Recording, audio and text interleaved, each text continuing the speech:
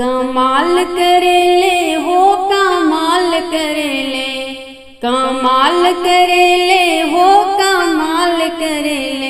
Shiv G P पी के भंगिया कमाल करेले, भोला पी पी के भंगिया कमाल करेले। भोला दुआरे क बाजन पुकारे, भोला दुआरे एक बाजन पुकारे। बाजन के देके ललन वाली हाल करेले, बाजन के देके ललन वाली हाल करेले। भंगिया पी पी के भोला कमाल करेले, भंगिया पी पी के भोला कमाल करेले। भोला दुआरे के निर्धन पुकारे, भोला दुआरे के निर्धन पुकारे।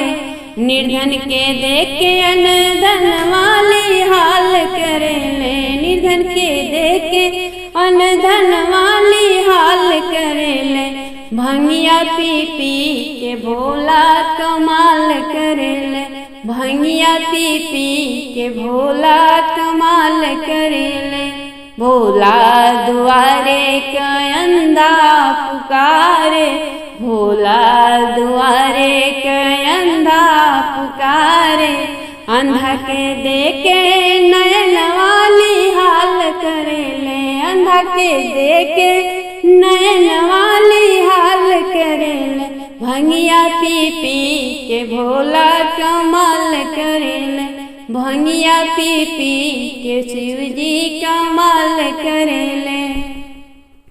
भोला दुआरे के बालक पुकारे, भोला दुआरे के बालक पुकारे। बालक के देके ज्ञान वाली हाल करेले, बालक के देके ज्ञान वाली हाल करेले। भंगिया पी पी के भोला कमाल करेले, भंगिया पी पी के भोला कमाल करेले। भोला दुआरे के कन्या पुकारे, भोला दुआरे एक कन्या पुकारे। कन्या के देके घर बर वाली हाल करेले, कन्या के देके घर बर वाली हाल करेले। भंगिया पी पी के भोला कमाल करेले, भंगिया पी पी के शिव जी कमाल करे।